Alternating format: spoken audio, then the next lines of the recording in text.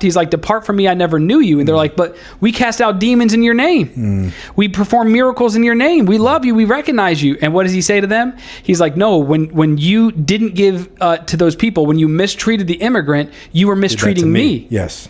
And so, honestly, like, this is like these type of people, like anybody that's listening, you're watching Allie Beth Stuckey and you're agreeing with us. Like, you should be very concerned with how God is going to judge not just you, but the nation that you live in for how you collectively treat these kind of people. The prisoner, it says, the immigrant, the hungry. Yes.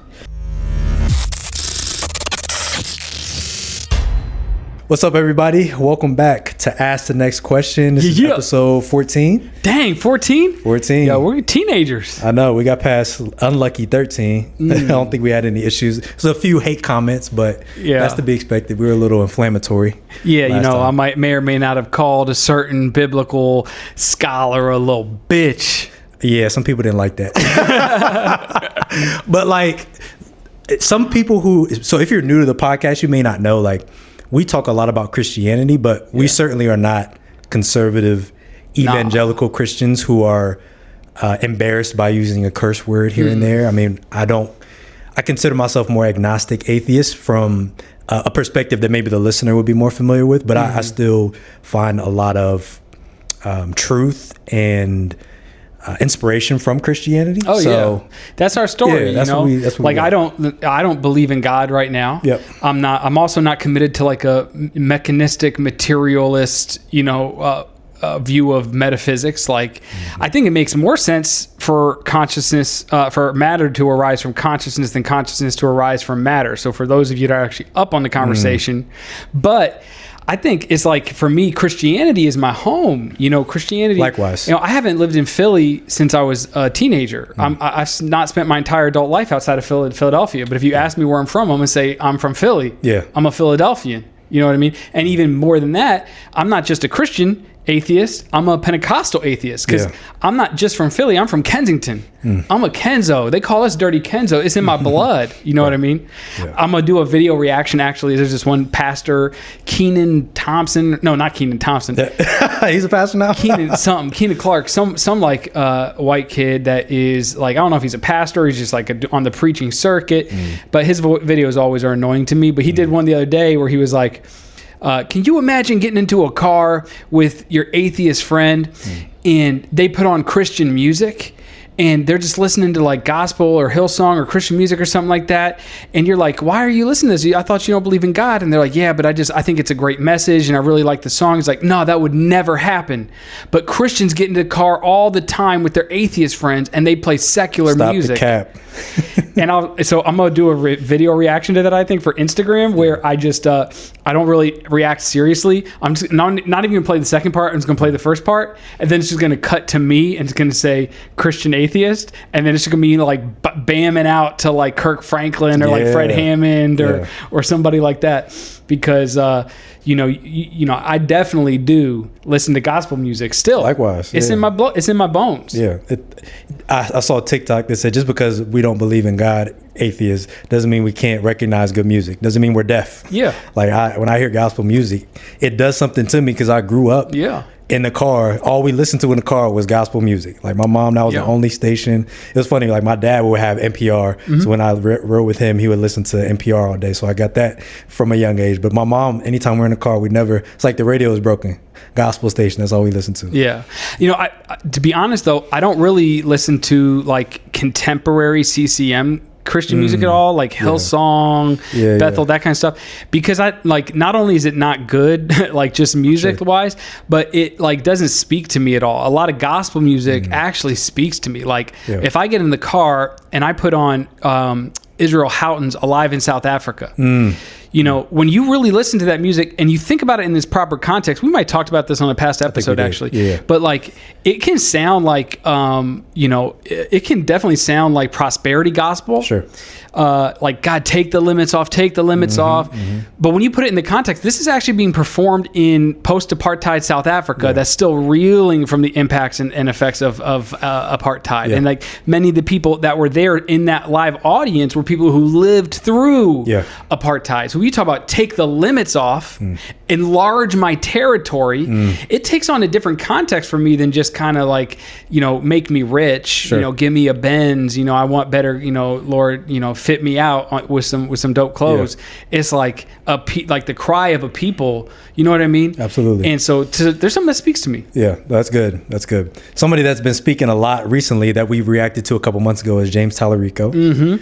So I think we reacted to him before the Democratic primary in Texas. He was going up against Jasmine Crockett, and he ended up winning the primary about 3 weeks or a month ago or so. And so he's been all over the media. He was on Jubilee, which is what we reacted to. He was on Joe Rogan 7 months ago. I listened to that.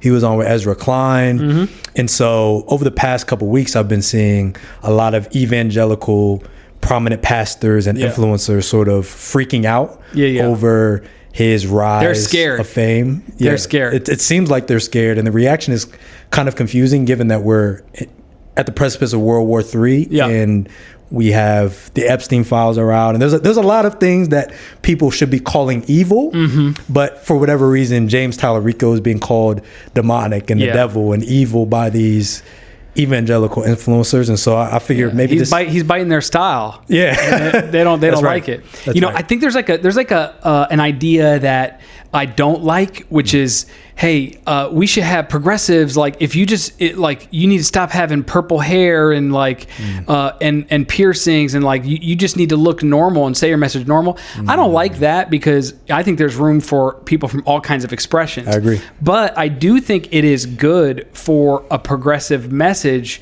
to be shown that, hey, you don't have to match a certain kind of aesthetic, right? Like liberation for people is liberation for people, regardless. Because there's no white dude out there with less sauce than James Talarico.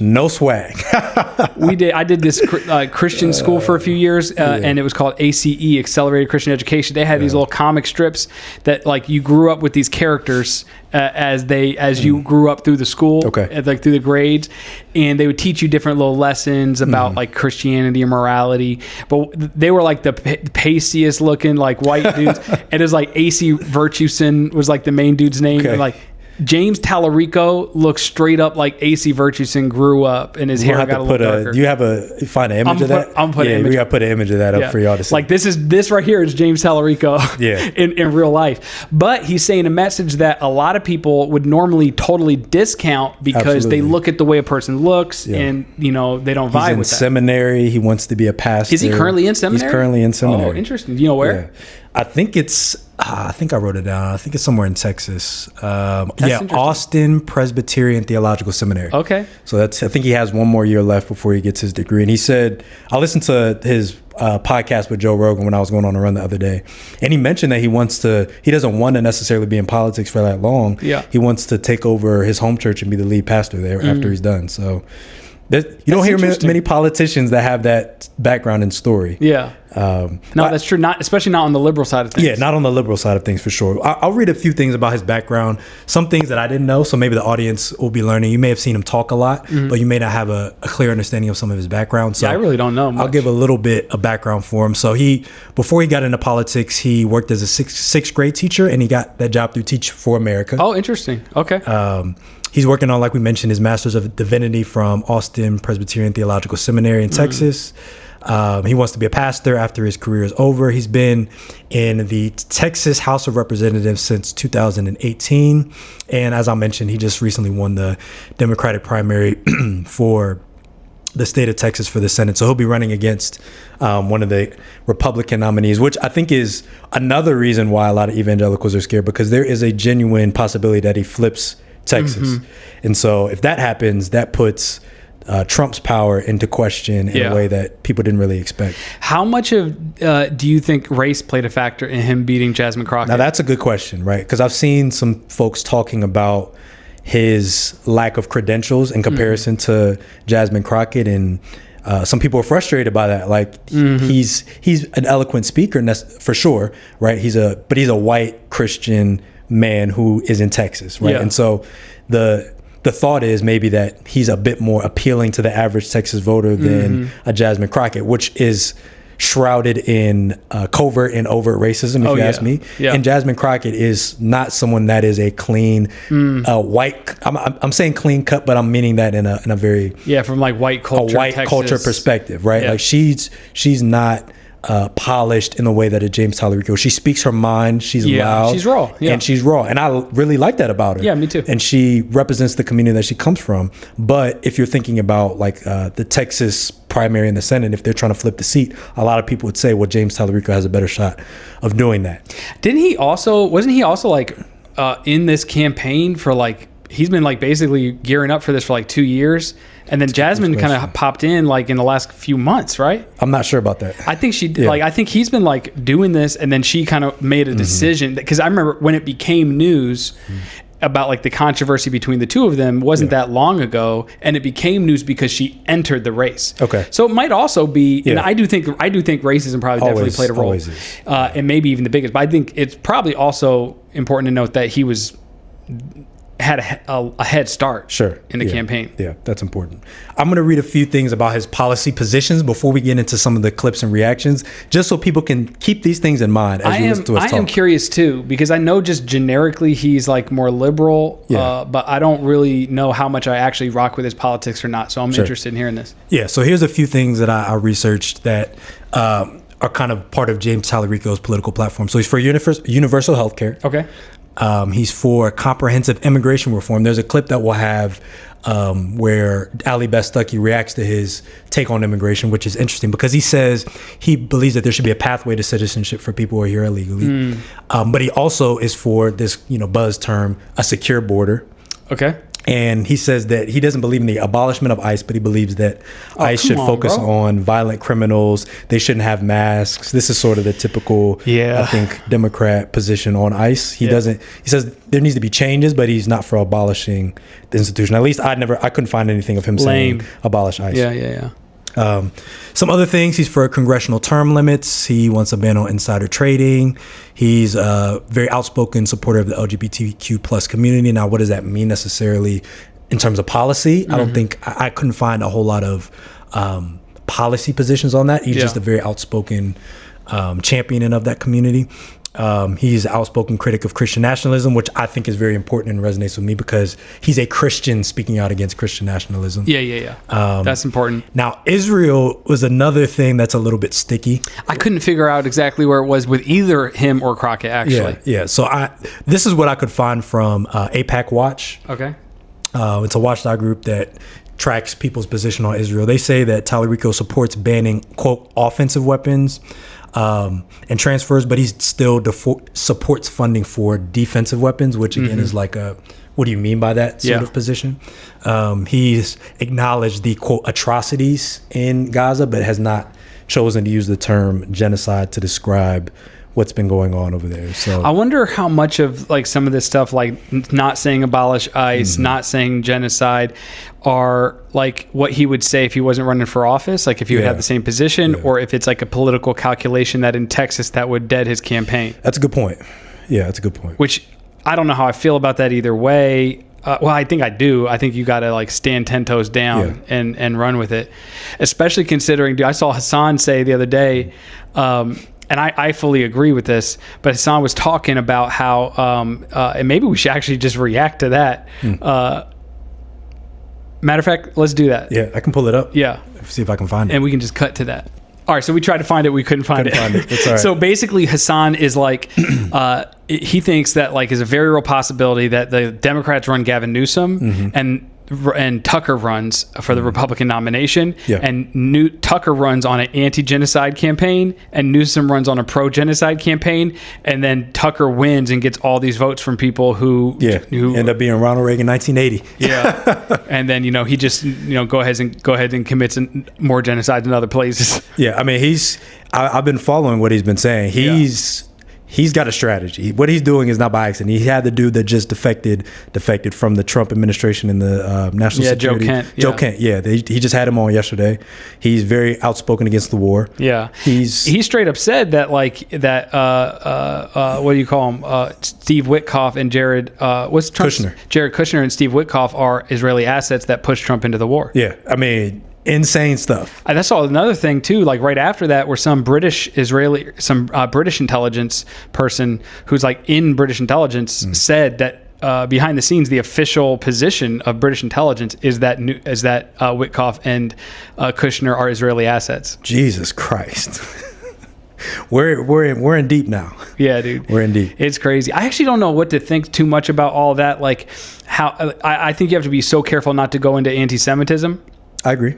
And I think that like it's very lazy to just think that Israel controls America, when I think that like Israel is just an outpost for American control. It's a symbiotic relationship in the Middle East. Yeah. But I do think there is an element to which, Israeli interests utilize that and their closeness to the United States to push the U.S. into things that, aren't in our best interests. And that's what Jack Kent was saying to Tucker. He was saying that a lot of the time the interests of Israel and the United States are linked. Mm-hmm. And so there's not much of a rift. There's a lot of trust between the two sides, but then you can get in a situation from his perspective that we're in now where Israel may want something different, and the U.S. is kind of used to their interests being aligned, and so they kind of go along with it. And then you end up with us being in an irrational war with Iran. Now, again, anti-Semitism and anti-Zionism are two very different things. Very different things. And I also have thought about that recently, too, because I'm like, from one perspective, you can also see where the Iranians could look at America as a empire, but not hate all American citizens.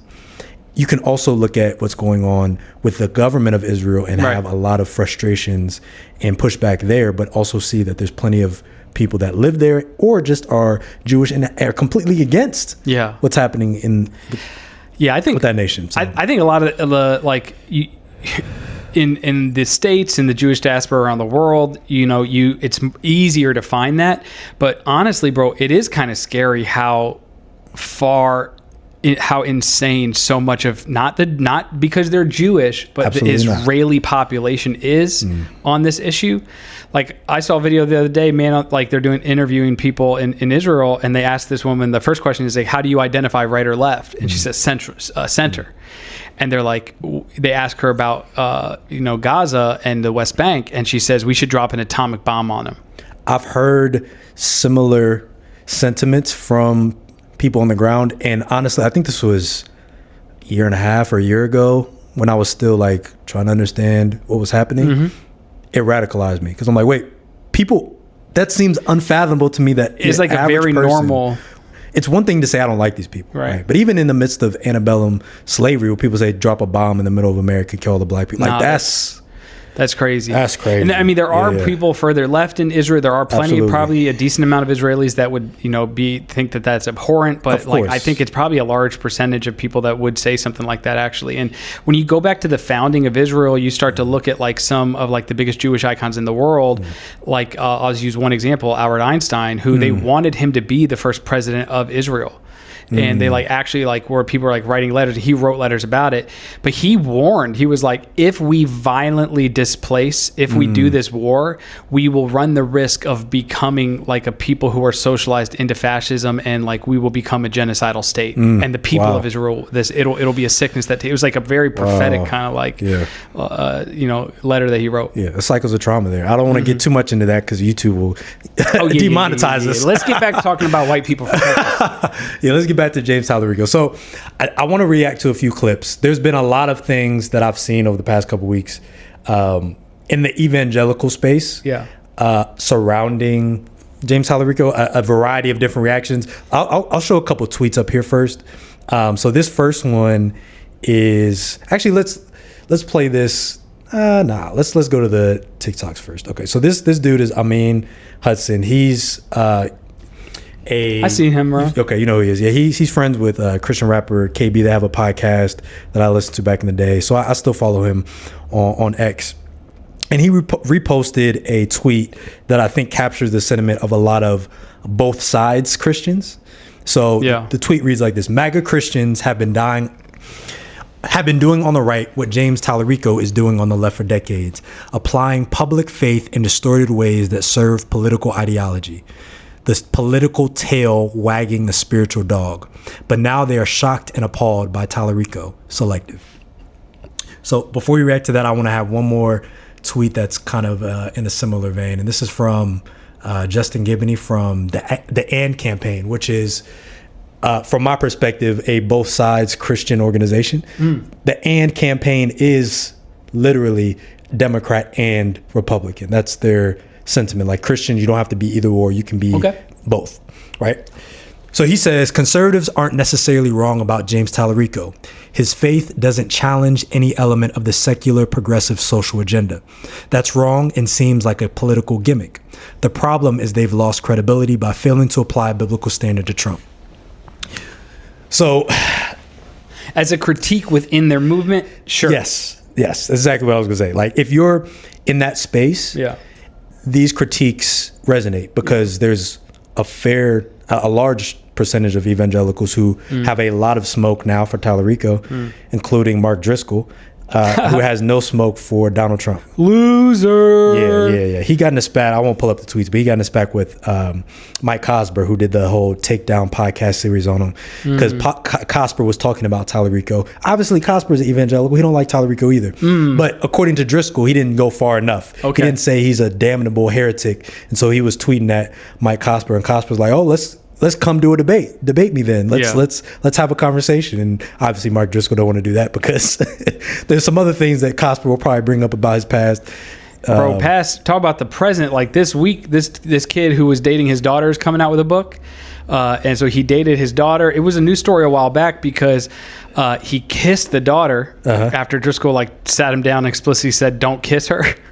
And they kicked his family out of the church, grown men pulling him into a room, screaming at him, interrogating them. This is crazy. And then they hired people to follow him and his family around. Are you serious? Yeah.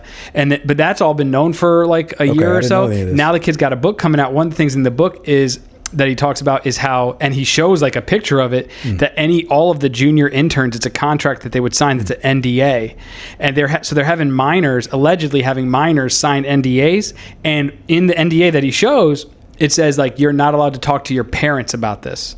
This is insane. Yeah, bro. This is insane. But again, no surprise if you know who Mark Driscoll is, which is, again, why did we allow him back into the public realm? Yeah, dude, because people always be like, well, God will speak through an ass. Because I've heard that. If I was on an early tip for anything, and I almost never am, I'm always behind the ball. Sure. Learning from other people. The one thing that I had immediate moral clarity about when I was at Oral Roberts University. Shout out. And everybody was loving Mark Driscoll. He was at the height of popularity. Mars Hill was popping. They were the #1 podcast for all churches or preachers in the world. I was like, nah, this dude is lame. This dude is wicked. Yeah. He's evil. Listen to everything he's saying. This is terrible. Yeah. And so I feel like I was early on that. And but at the time, people would just, and they still say this. It was well, God can speak through an ass. And they talk about the story of Balaam's ass. God will speak through a donkey if he needs to speak through a donkey. The donkey is an elite pastor. Dude, yeah, exactly, yeah. God's not giving a donkey, the ability to have minors sign NDAs their parents don't know about. Right. And hire surveillance teams to follow people around. But it's also, look at the story of Balaam's ass. That was a last resort. Y'all, we shouldn't be so what you trying to say, let's force God into last resorts constantly? Nobody he had to urgently deliver a message. You know what I mean? And in the story, he had to urgently deliver a message, and so he chose to do it through speaking through his ass. But yeah, you're exactly right. The ass just said a few words. Yeah. He's not getting up preaching hour sermons every week for 10, 15, 20 years. That's insane. Sure. I take anybody could say something that has some truth in it that maybe we should take it and run with it, but not everybody thinks that. We'll get to Allie Beth Stuckey. Some things, they have no truth value. That's a little precursor. Yeah, she's like her. I agree. Okay, so let's get into this because this will give us some more meat to talk about. So Allie Beth Stuckey, if you don't know, is a evangelical influencer. I have a lot of smoke for her for a couple reasons because when I was still working in evangelicalism, there was a rift that was starting to happen in the late 2010s, early 2020s. And there was a segment of the community that I was a part of that was having more conversations around social justice and race. And there was a community that was pushing back on that. And so it kind of created a rift. And she was one of the people that the white evangelicals would bring up to kind of support their perspective. And they would say, no, listen to what she has to say. She knows the truth. And I was like, no. So how long ago was this? This was 5, 6, 7 years ago. I had never heard about her until like a few months ago. Really? Never even heard about her. And I'm like, where is this lady coming out from all this? She's been around for a little while. How old is she? Is she my age? I don't know. I think she's maybe mid-30s, but that's crazy. Yeah. So she has a lot of things to say about Talarico, and I don't think this is just her sentiment. I think she's speaking for a lot of people. So let's get into the first clip. He also appeared on Joe Rogan in July of last year, and we'll play some of those clips. We responded to them at the time, so you can go back and kind of listen to that breakdown. But Rogan told him in that interview that he should run for president. Joe Rogan told James Talarico, Yo, pause it real quick. leftist, that he should run for president. Radical leftist. I'm gonna put the thumbnail for that up on the screen. Yeah. It says she's asking if Jesus was a professional gay. What does that mean? No, just playing. Let's keep going. Politico noted that Talarico took a, quote, big tent approach to his campaign by appealing to voters from both parties and independents. And an example of that is his reply to Greg Abbott just the other day after the Austin shooting last weekend, where he said dangerous people should not be allowed into the country. Okay, dangerous people should not be allowed to get guns. Texans understand this, he says to Greg Abbott. You apparently don't. Greg Abbott was responding to James Talarico, saying that this was some gun show loophole, which of course is not true, but that's actually the most moderate I've heard James Talarico, and that is his strategy there. Democrats always moderate when they're running in these red states, but he is a radical. Just listen to what he actually believes about immigration policy. Southern border should be like our front porch. There should be a giant welcome mat out front. One key. This is an indication of the character of the woman we are listening to.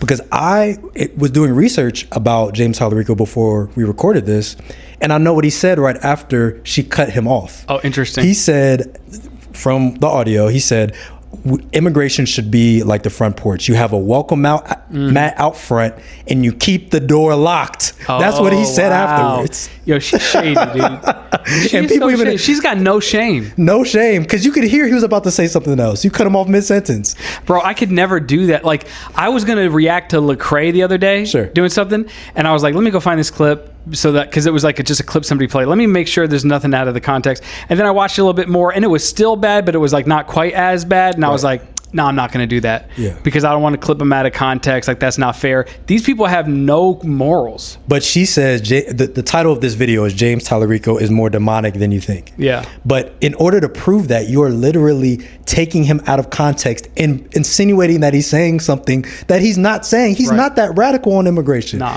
He says we should have reform. We should allow people in and be welcoming. But he believes, quote unquote, in a secure border. Right. He said we should keep the door locked. But instead of responding to what he actually says, you have to make him say something that he doesn't say. So to me, that set the tone for this conversation. Yeah. But I just want to note for people, because I know we have conservative evangelicals that listen to us, because sometimes they leave hate comments. Yeah. We love you guys. We love y'all. You can hate. That's okay. Yeah. We know where y'all coming from. My conservative evangelical Pentecostal dad lives with me right now. Yeah. So I got friends. I got family. You know, we love y'all. But I'm saying this to say, use critical thinking, right? Mm-hmm. We're all subject to propaganda. We all have to navigate the sources through which we get our information from. This lady's not a good source of information. No, she's not. Okay, so let's go on to the next. She's dishonest.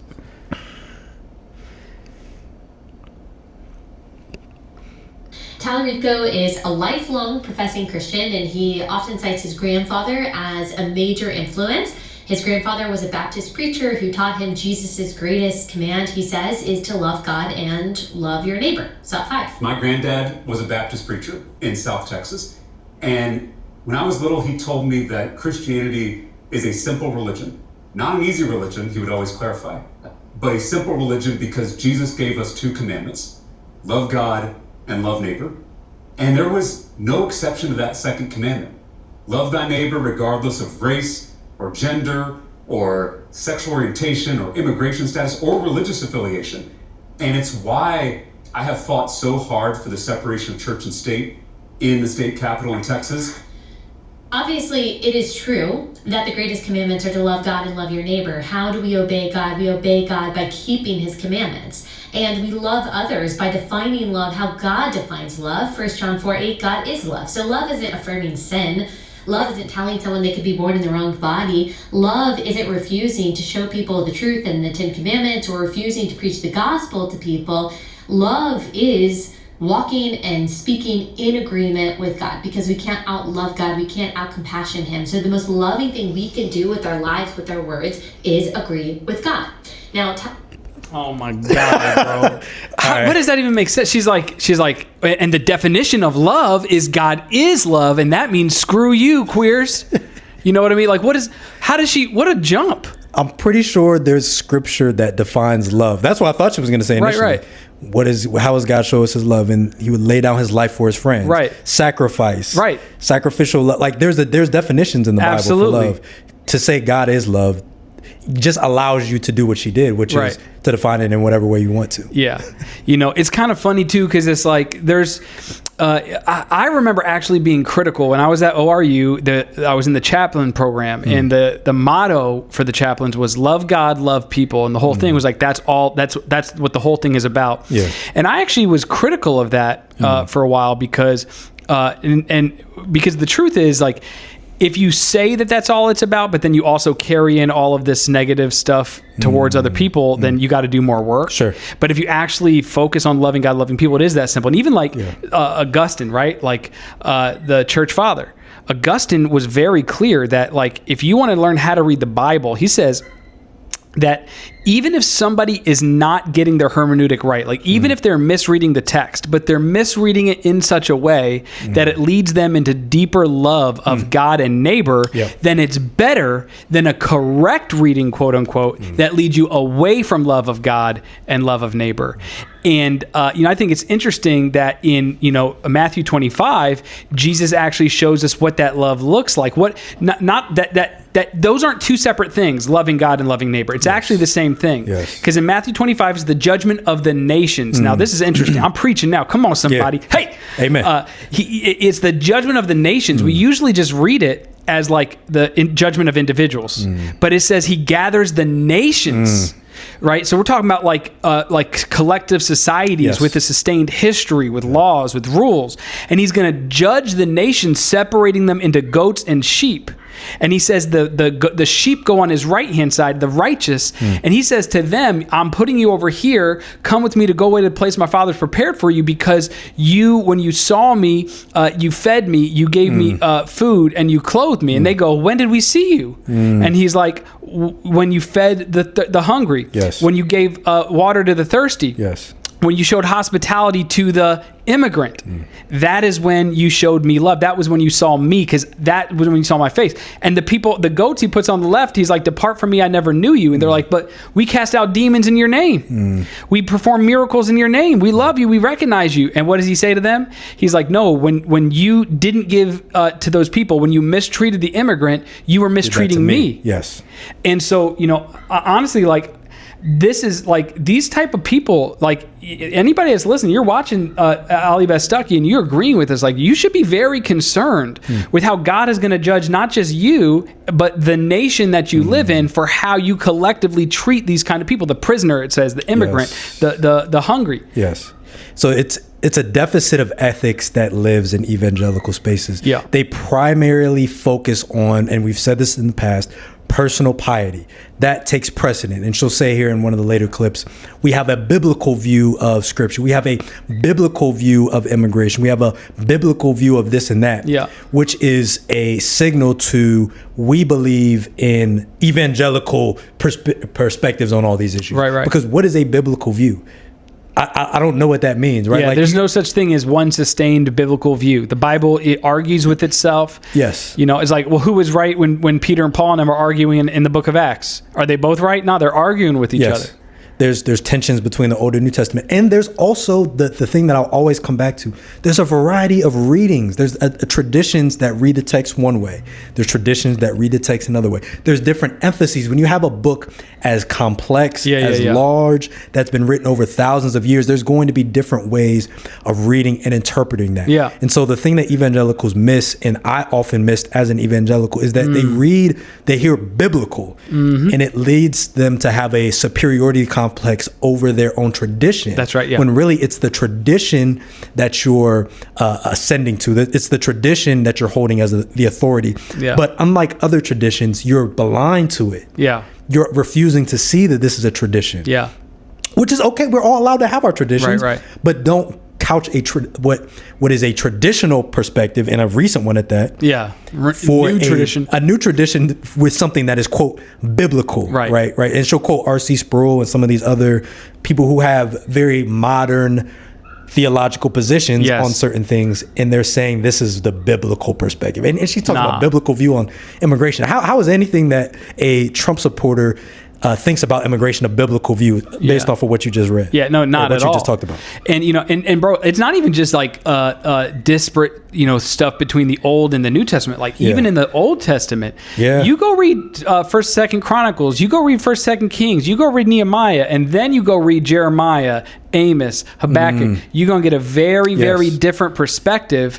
At literally sometimes saying the exact opposite things. You got some books that are like, oh, what God wants from you is these burnt offering sacrifices. He wants you to play this music.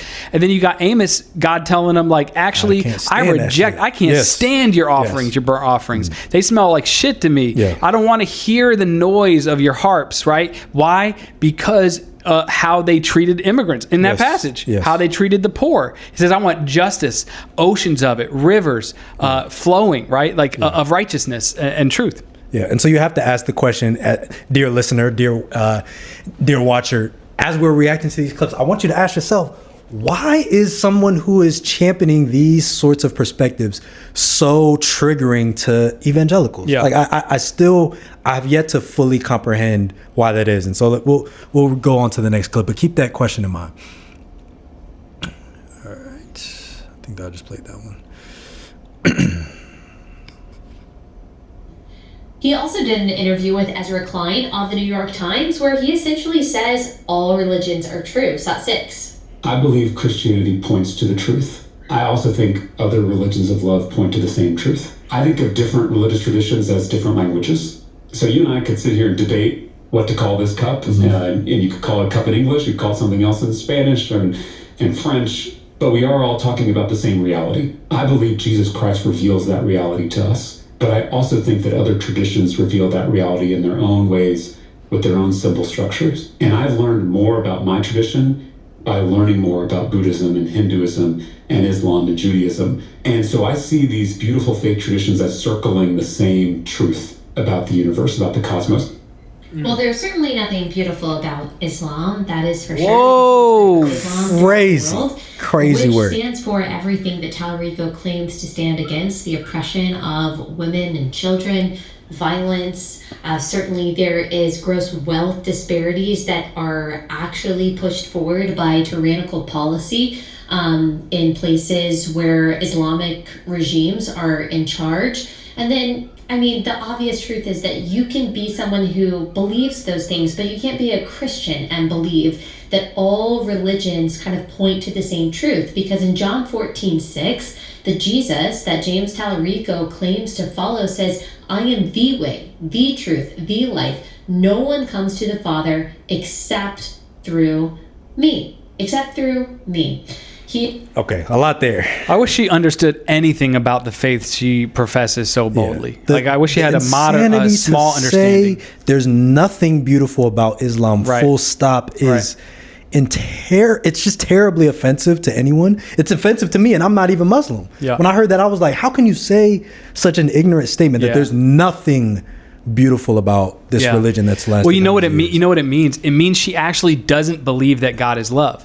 She thinks that means that love is an attribute of the idol she worships that she calls God. That is loving. But what it's telling us is that God is love, which means there is no love outside of God. Anytime anybody experiences love, they're experiencing. If not, then she thinks that it can be experienced outside of God, and like that is God's true identity. And so this idea that like what he's saying there, and I what I'm assuming he's saying, because it's what I would say. I haven't watched the whole clip. Sure. When you say that like all religions can point to God, insofar as they have any element that points towards righteousness, truth of any kind, goodness of any kind, beauty of any kind, love of any kind, then what the Christian is supposed to believe is that it's pointing to God. It's not saying that religion's dogmatics are the way to understanding God or the way to God. If it's pointing to Jesus, if it's pointing to the God that's revealed in the life of Jesus, then it's pointing to God. Yeah. And Christian theology has recognized this throughout the centuries, bro. There's like the official position of the Catholic Church, actually, is that Catholics aren't probably Christian in her mind either. So yeah, maybe not, but she's got too many allies, right? Yeah. That's what's interesting. There's actually a little bit of a blurring of the lines I've never seen before, because I grew up thinking Catholics weren't really Christian, but now you've got people like J.D. Vance being, a big part of their movement, like. Doug Wilson and his integralist movement is actually very intertwined with the Catholic integralist movement, which is like a form of neo-phalangist fascism for those of you that want to see how Google works. And it's kind of interesting. But like that's the official position of the Catholic Church under Vatican II, is that there's this thing called invincible ignorance, that like somebody who has not been made aware of the truth of God in Christ Jesus, that God can still reach those people. It's like, who would she dare? I have a Catholic professor at ORU who we started doing communion in the chapel, and he was helping oversee it. And I was like, Dr. Shelton, why are you helping to oversee a bunch of Protestants doing communion? Don't you believe that it has to be the sacrament administered the correct way? Like, do you even believe that God is present in these elements? And he said, I don't know. I said, what do you mean you don't know? Doesn't that go against it? And he said, who am I to tell the Spirit of God where they can and can't show up? And that's what she's doing.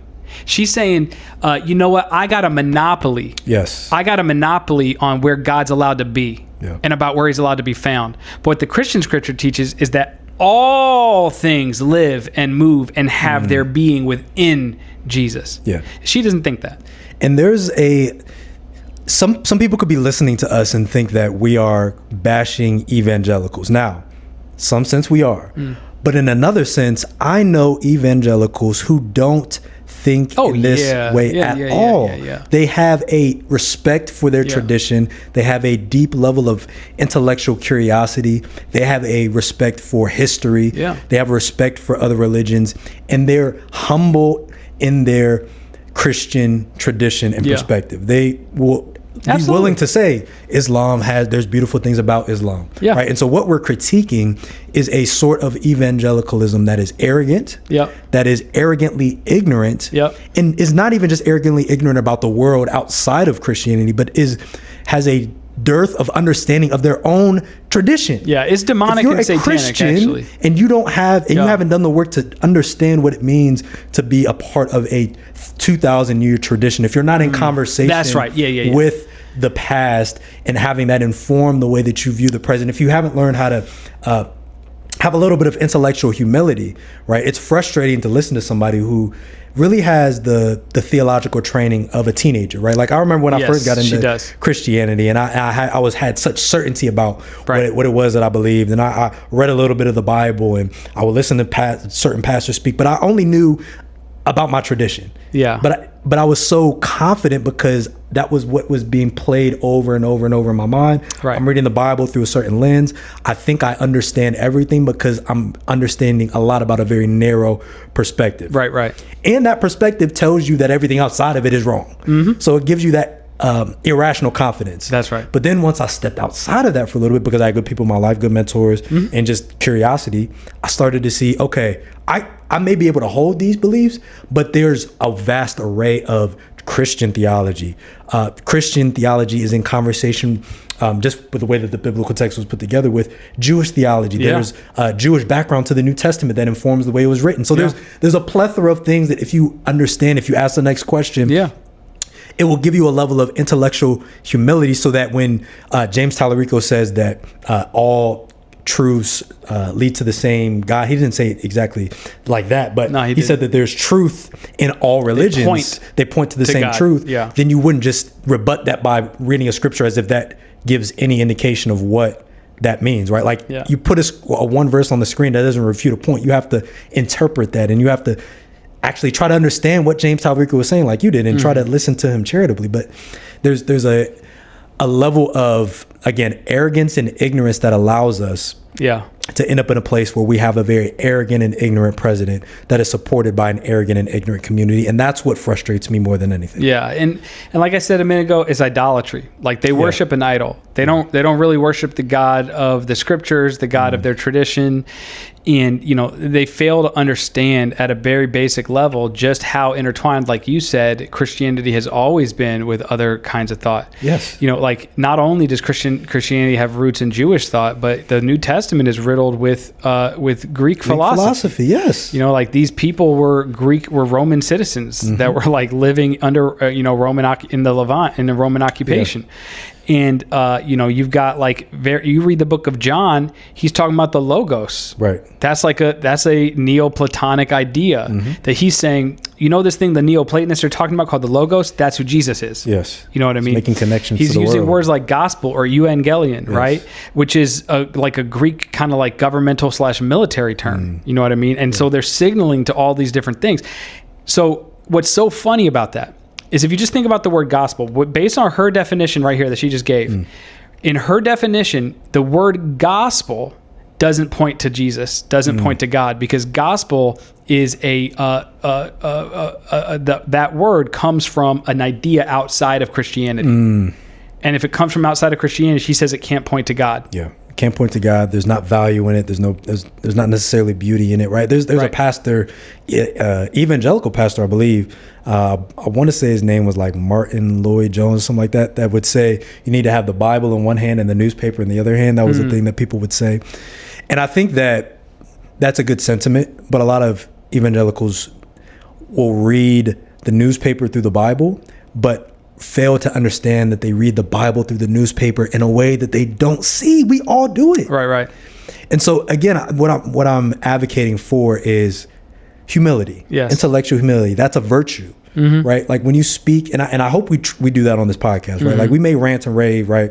But the goal is to point people to curiosity, right? To platform voices that are actually trying to understand things in a way that's a bit more nuanced. Yes. So that's what frustrates me again about this conversation. I agree. Yeah. Hey, what's up, guys? It's Colton here. Thank you for watching Ask the Next Question. Leave us a note in the comments about a topic you want to see us discuss that we haven't brought up yet. And if you are enjoying this podcast so far, please don't forget to like, subscribe, and like I said, leave a comment. We really appreciate you guys. If you've been listening to Relatable since 2018, you know who James Cone is. We talked a lot about him. No, she's not going to talk about James Cone. 2020. He was a 20th century theologian, and he popularized something called liberation theology, and specifically for him, black liberation theology. But liberation I don't like the way she said black. Me either. Thought to which Talarico holds that asserts that the Bible, the gospel, the life, death, and resurrection of Jesus, the advancement of God's kingdom, the future hope that we have of a new earth and a new heaven is all actually about liberating the so-called oppressed. So-called. Fighting white supremacy on behalf of black people, fighting immigration enforcement on behalf of immigrants, fighting capitalism on behalf of the poor, etc. Cone wrote this, quote, "This is what Christ's resurrection means. The oppressed are freed for struggle, for battle in the pursuit of humanity." It's a beautiful statement. Like James Talarico, James Cone believes that every religion that speaks to the same truth, the truth of liberation, was a legitimate religion. So for him, the exclusivity of Christ and spiritual salvation from sin was really unimportant. And by the way, I just want to say that okay, I'm done. That's crazy. The logical leaps are insane. Get James Cone's name out your fucking mouth. Yeah, she's leaping like LeBron was last night on some of the dunks he was doing. That's incredible. Gosh, yeah. I don't even know where to begin on that. Oh my god! I think that I want to call her a mean word. Shoot, me too. Maybe we'll wait till it's over. That's Patreon, crazy. We can do it on a Patreon episode.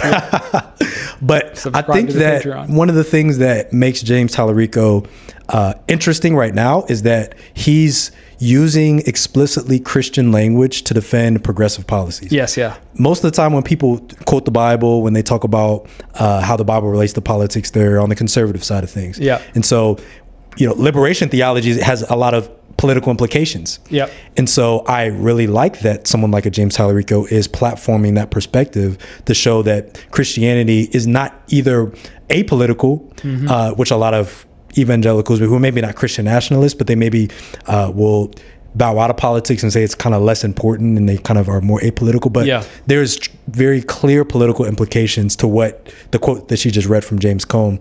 And so I really do enjoy that Talarico is platforming that. But that's also why, from my perspective, there's so many evangelicals that are threatened by his rise. It's funny. It's like kind of the narrative is like, well, he's a liberal, but he's a Christian. And it's like, you realize like, pretty much all Democratic elected representatives throughout all of history, even contemporarily, are Protestant Christians. Just not evangelical. Yeah, just not evangelical. And but what's different is, and this kind of highlights a couple of things, it demonstrates that shows like they're Democrats, but they're not progressive. Right. You know what I mean? Right. On almost any issue. And they also don't know enough about their faith to take it seriously. So he's not just a liberal, progressive Democrat who is a Christian.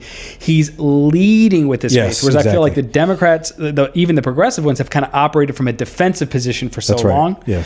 Not really knowing how to defend abortion theologically, not knowing how to defend gay marriage theologically, and just kind of running away from it, leaning in towards just kind of a vague sense of pluralism. That's right. And openness and like, well, that's for me. But, and that's why so many Democrats had for such a long time trouble affirming same-sex marriage and stuff like that. Like even you go back to Hillary Clinton's campaign, Barack Obama at the beginning of his, they were not pro-gay marriage. Right. Barack Obama was like making waves because he was like, well, maybe we can have some kind of third option like civil unions for gay I remember that, yeah. And it's, Talarico is interesting because he's leading with it in the same way that conservatives have led weaponizing Christianity. Yeah. The only difference is I think he actually has more legs to stand on. Yeah, I think that's true. And it would be interesting if he gets into the Senate and there's a lot of individuals there in Congress who will make very direct connections between their Christianity and things like the support of Israel, or I'm trying to think of some other positions. Obviously, abortion and gay marriage. Right. There's a lot of Christian nationalism that's being put forward right now, and so to have someone like a Talarico who is very much against Christian nationalism, but is using the Bible to combat Christian nationalism, I think it's very important. Even though, like we mentioned at the beginning, I don't necessarily believe or subscribe to all of his political persuasions or perspectives. I don't think he's an anti-capitalist, or maybe he's just not one in Texas. Yeah, I don't see that. Yeah, I'm not. He's actually not somebody that excites me all that much politically. Yeah. But it is still a good lesson for the left, for the actual left, not the neoliberal, slightly progressive Democrats, which that's essentially all he is. He's kind of just slightly progressive Democrat. Like, that's what the left should be doing. Socialists should be leaning in, not if you're not a Christian, not in a disingenuous way, but like you should be entering into those conversations. Yeah, it's not something that is not for you if you're on the left. Like these positions, a lot of the foundation for them come from the Bible. And that's one thing you'll hear a lot of historians say, well, the left has gotten their morality from the Bible. Of course, morality over the past 2,000 years has evolved in a lot of ways, and there's been plenty of thinkers that they discount. Yeah. But there are plenty of ideas that come from the New Testament that we've built on over time that I think we shouldn't shy away from just because Christian nationalists like to weaponize the Bible for their own ends. Just like you can hear, hundreds of years ago, slavery was both justified through Scripture, but it was also combated through a different reading of Scripture. And so I think we should be able to have those conversations today. I agree. And, I think it's like a very dangerous thing for the power structures because to embrace, for example, the way Dr. King embraced socialism and led his socialism from a Christian perspective. That is dangerous. He actually gave the template for what somebody like Talarico is doing, but just with actually good positions on stuff. Yeah. Like that's what Christian socialists should be leaning more into, which somebody reached out to me the other day from the Institute for Christian Socialism or something like that. I didn't know that was a thing. Yeah, I mean, neither. I'm trying to look more into it and see what they're doing. But, that's honestly like those are the bridges that should be being built. Sure. Cool. Well, I think we'll leave it at that. Got a lot of James Talarico. Yeah, this is special James Talarico. This is not an endorsement of his political opinions or thoughts. I mean, obviously, I hope he wins in Texas and flips that seat. But after that, I don't know. We'll see. Yeah, we'll see what happens. Hold his feet to the fire, push him further left is what I think. Get him in office, and maybe he'll do what the other Democrats do, but in the opposite direction, where they kind of govern a little bit more progressive, and they get into office and they go right. Maybe he'll do the opposite. Center right. Maybe he'll go a little bit further left. Yeah, we'll see.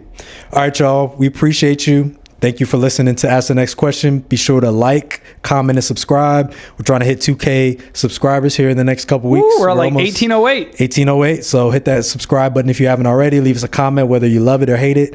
Let us know what you would like us to discuss next time. We'll see you then. Peace.